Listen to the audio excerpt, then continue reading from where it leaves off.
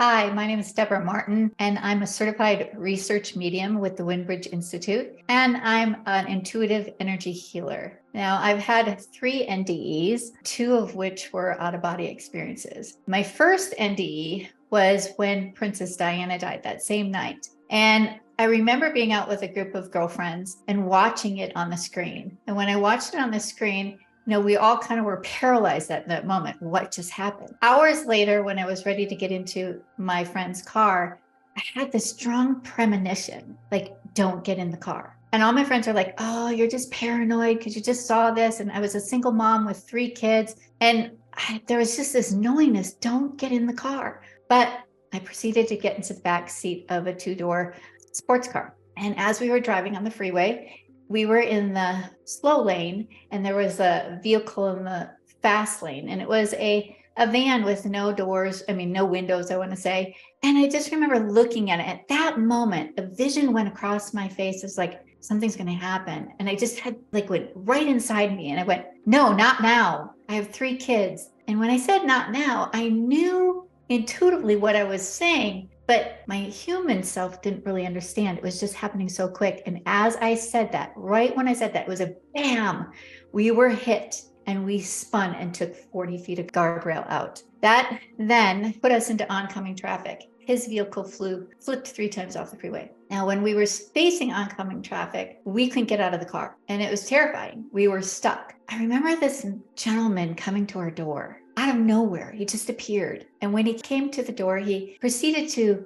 open the door. It seemed effortless for him. And he took each one of us one by one and carried us to the embankment. When he carried me to the embankment, he said to me, you're going to be okay, and I will see you again. At that moment, I'm like, no, no, no. I was wearing this one ring and it was pushed into my finger and it was bleeding. He took my ring, he put it in his mouth, and he bit it so that it would bend. And what happened at that point, if you try to bend this ring, no one can bend it. Even if you put your whole weight on it, it doesn't bend. It's really strong metal. And he handed it to me. He kissed me on the forehead. He walked to the left and he said, I'll see you again. Everything will be okay. At that moment, I looked to the right.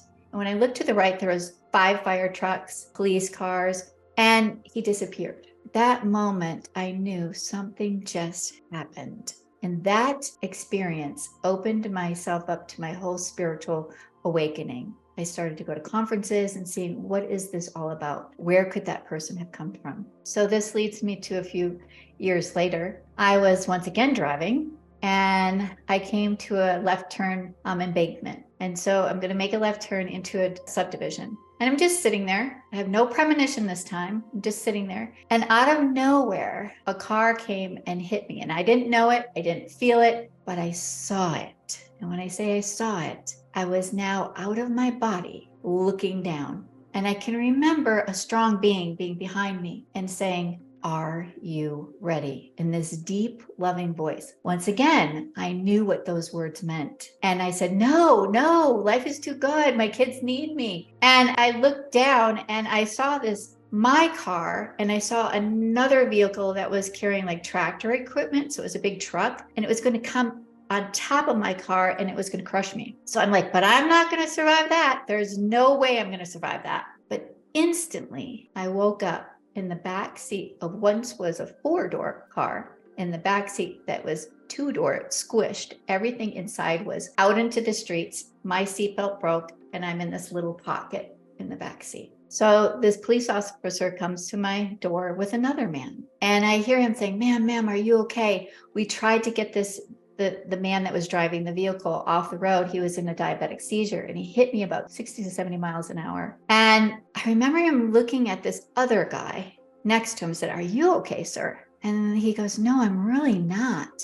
I was driving this truck right here that had the tractor behind it. I don't know what just happened, but something took my steering wheel and put me into the other lane. I should have went over her and crushed her. So he was shaken, but when he said those words, it immediately downloaded. Wait a minute, I just saw this. So that opened my mediumship abilities because I knew I heard spirit. I knew I was somewhere else. I knew something existed beyond this being. So I started developing my mediumship. I was hearing spirit. I always heard spirit from the age of 4, but I tuned it out because of fear. Now it was like, okay, I need to open this door. And I then went and got tested by Dr. Julie Beischel and Dr. Gary Schwartz to see, is what I'm receiving and hearing and feeling from spirit. And I passed their rigorous quadruple blind experiment. So you think everything's going to be fine, and I'm doing mediumship readings and life is good. I'm now remarried again. And a few years later, I become really sick. And this is hard to say because when I was really, really sick, there comes a part where you lose your dignity. I lost all my control of my bowels. And I was just like, just God, take me. I was living in my bedroom in a fetus position in extreme pain if I took even a sip of water or just a tiny bit of taste of a cracker. It felt like I was going through labor. For 24 hours, I'd have to be in that pain. And so I stopped eating. I was down to about 80 pounds. And the doctors couldn't figure out what was wrong with me. So as I continued to pray to God, like, just take me. Thinking back, I had children, one that was in 3rd grade that was still at home, and the other ones were off on their own. But it comes to a point where you're just ready. And one morning, I saw spiritual surgeons enter my room. Now, being a medium, I wasn't afraid of what I was seeing.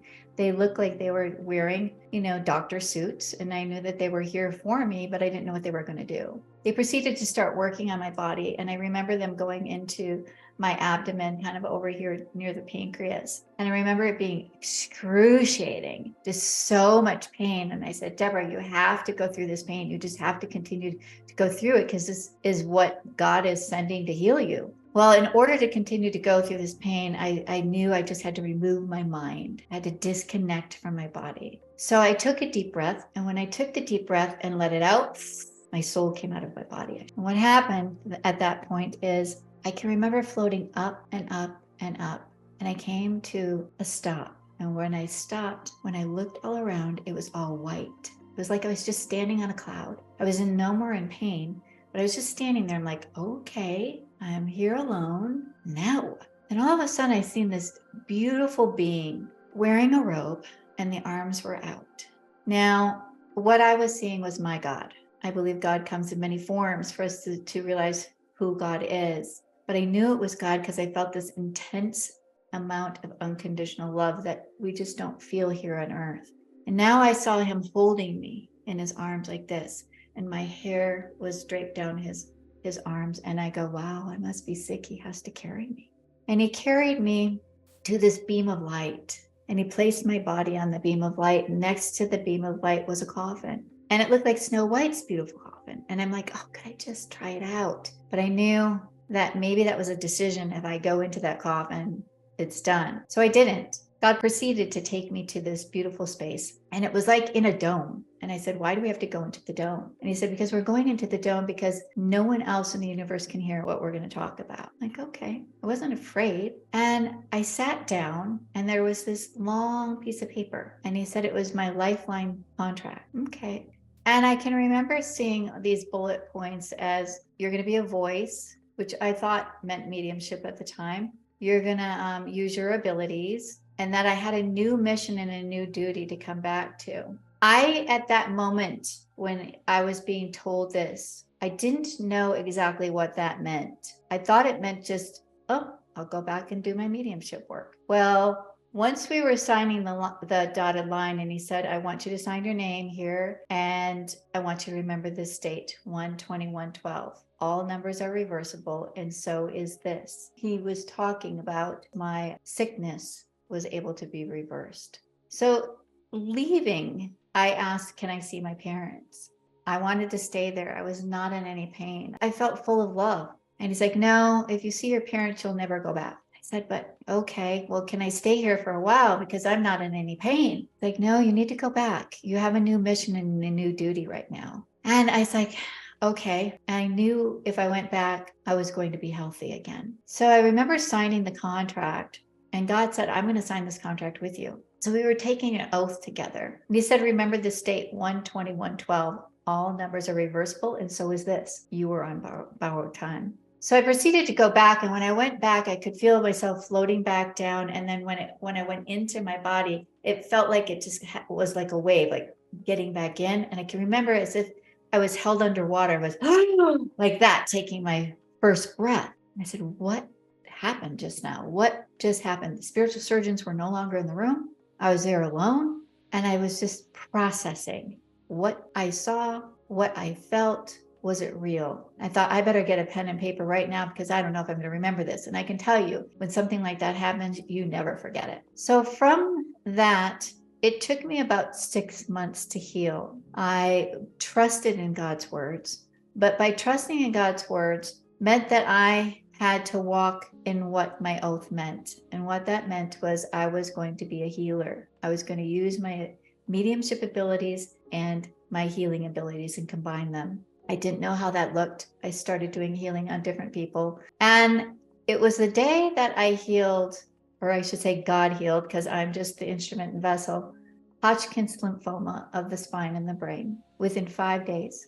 He had 2% chance of survival with the most intense chemo and radiation, and he was healed. I can remember going to my former husband and telling him, and he said, why you? I said, I don't know. I was chosen and I need to do this work. Well, in order to do this work, that was too big for him. So I had to lose everything that was stable in my life, I had to lose. I look back at that and I know that God was molding me to stand in this truth and how much does this mean to me? So in my healing abilities, in my healing sessions, I should say, private or group, they're fascinating.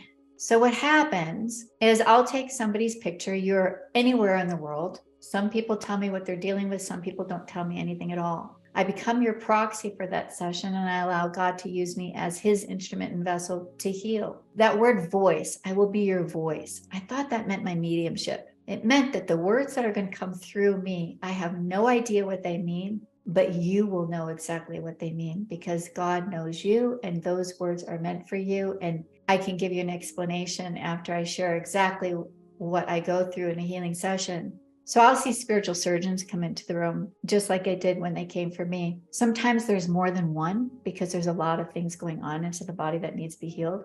I'll see nurses come into the room.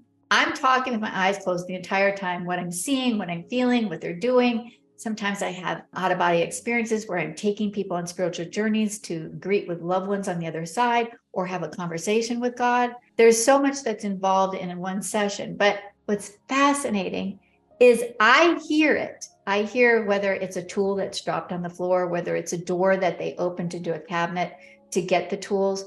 I hear it physically. And so then I voice it on the recording and my client can hear it too. They're like, yes, I heard that. It's absolutely fascinating. So I'm connecting with the doctors. I'm connecting with the surgeons, the doctors, the nurses, and God. There was a woman that was very, very sick of cancer. She didn't even know if she's going to make it to the healing session, which is all distance. They're all remote. I'm never on the camera with you. You're in your sacred space. I'm in mine. Sometimes they'll receive the exact same thing I'm receiving. So if I get administered medicine, they might feel exhausted, sleeping. I can't move. I can't even move my head. And it makes it real for them. They're like, I can't deny that. They might be crying the entire time. They might fall asleep the whole time. They might feel energy going through their body.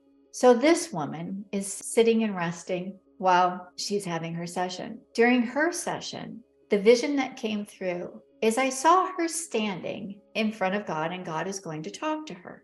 At the same time, I saw this mirror in front of her and this mirror showed a little girl. And at first I'm like, well, who's that little girl? And then I knew it was her. And God goes, when you were 7 years old, your mother was dying and your dad was really angry with you. And your dad took you outside and he shot your puppies that you just had in front of your eyes.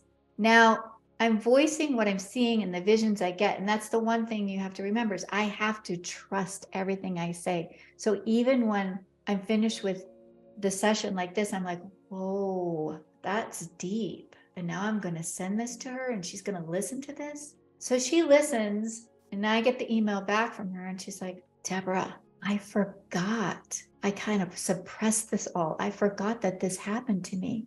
But yes, everything you described is exactly what happened to me at that same age. And that was the root issue. And she was healed, and she's still hiking and enjoying her life. So these things that are so profound and just happening every single day when I go into a session, I never know what I'm going to see. But what I'm seeing is so miraculous. It's like I get to go watch a movie and see what's going to transcribe right in front of me. And that's the beauty of having the mediumship and having the healing abilities and combining them. Because what's out there for us all to see, we can all tap into that frequency. We can all tap into speaking to spirit, feeling God's presence, having that relationship. You don't have to be any religion, have any beliefs. You just have to feel it in your heart. Most of us, we come from our brain. We start trying to think it. Is this real? If you just let the mind go, put it aside, and just trust with your heart and feel it with your heart, there's so much there for you and waiting there for you. Your loved ones are there. They're always with you, whether you hear them, see them, feel them, or even if you don't, just know that they're always there. But I can tell you that each one of my near-death experiences have led me to where I am today. And for that, I am very grateful and feel blessed to have gone through them. Some of my biggest hardships have become my biggest blessings. And I'm just so honored to be the vessel and the instrument as a healer and a medium to people all around the world. I wouldn't be who I am without having those experiences. We are